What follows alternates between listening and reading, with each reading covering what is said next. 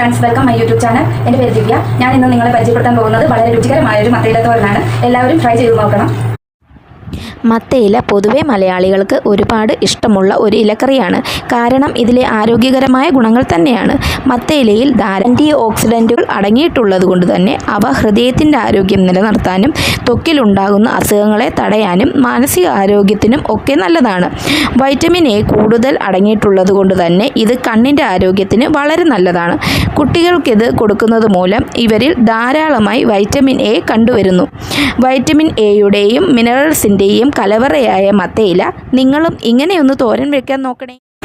വൃത്തിയായി കഴുകിയെടുത്ത മത്തയിലയുടെ നാര് പയ്യെ നുള്ളി വലിച്ച് കളയണം. അപ്പോൾ തന്നെ നാര് താഴേക്ക് പോരുന്നതായി കാണാവുന്നതാണ്.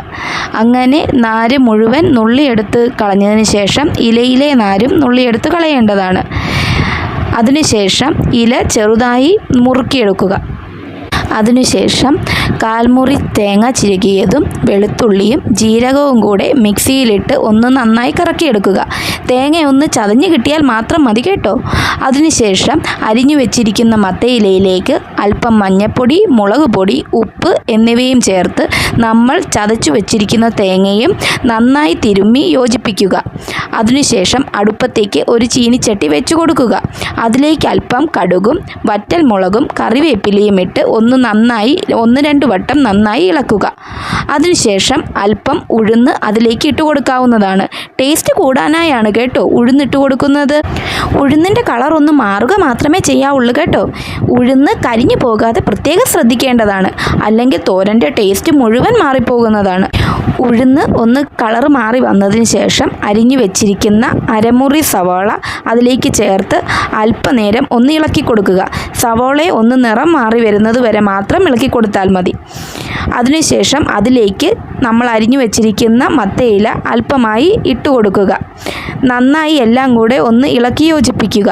ഇതിൻ്റെ പുറത്തേക്ക് അല്പം എണ്ണ കൂടി തൂവി കൊടുക്കുക.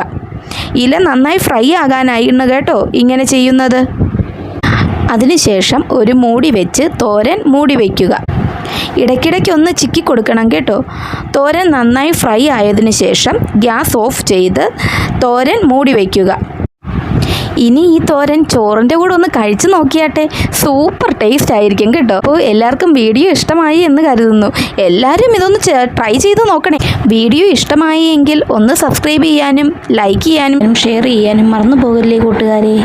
വീണ്ടും ഒരു വീഡിയോയുമായി കാണുന്നത് വരെ ടാറ്റാ.